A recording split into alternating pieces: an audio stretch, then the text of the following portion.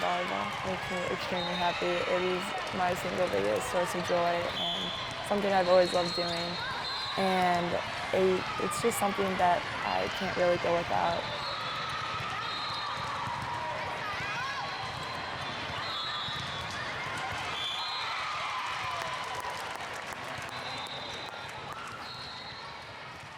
My name is Mackenzie May. I am a family of 5.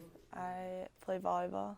I have always been around volleyball. My sister and my cousins have always played, so they played high school, club, and college. So I've always been around that, and I've always had a ball in my hand. We went to tournaments, and I would just go to an empty court or some random wall and play against it. Well, when she was younger, she did a lot of sports. She was always running around. She's the youngest, so she was kind of tagging along with her older brothers and sisters.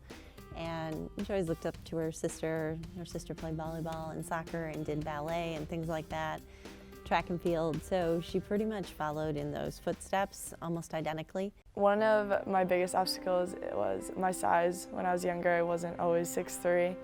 And I was a middle blocker, so that's usually the tallest position on the court. And I remember at a camp one time, I was playing against a girl that was like 6'9", and she was killing me, and it was just a huge struggle at the time. Also, leaving my comfort zone and going to the out-of-town team and leaving my local team was a huge struggle, and not knowing anyone and not knowing how I'd do against other girls. And having a coach at the time that didn't have a lot of confidence in me, so that was a huge struggle at that time.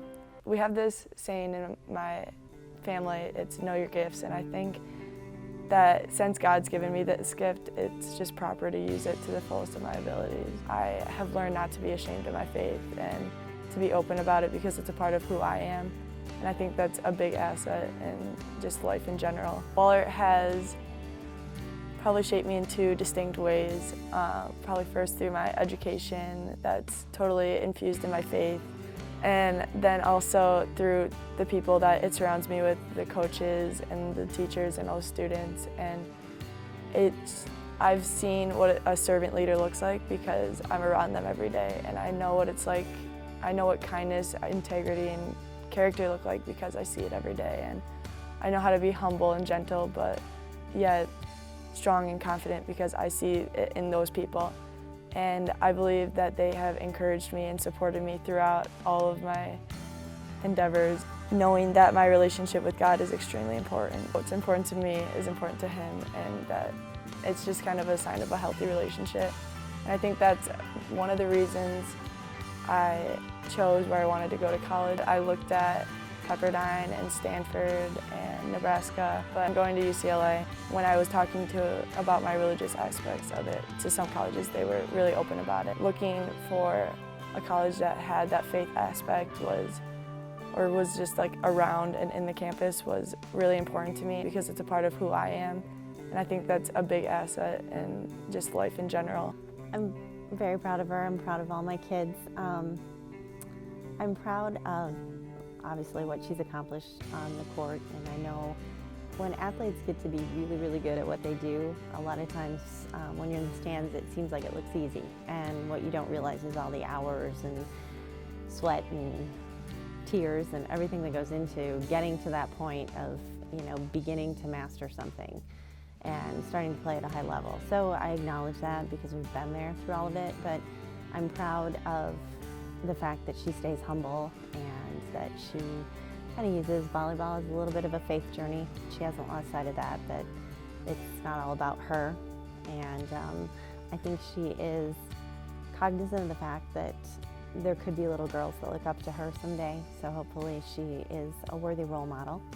And I think I'm most proud of the fact that she's a good person. Some awards that I've won recently, I won TH Player of the Year, which was crazy. I didn't expect that at all. There are so many great players in Dubuque, and it was just crazy to think that that was given to me.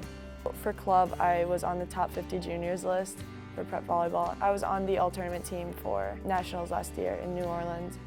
But recently what really blew me away is I've been given 2 All-American awards, and It's just crazy to think about. I don't really think it's sunk in yet.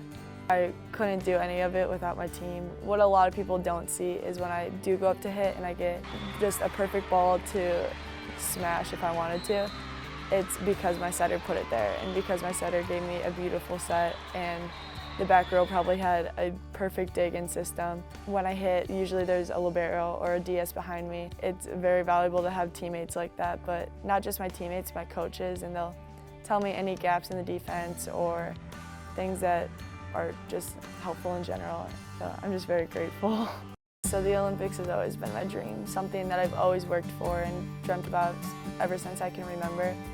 And so I just remember John Wooden's philosophy of winning will take care of itself, or getting on the national team will take care of itself. But there's a lot of steps that kind of go into achieving that.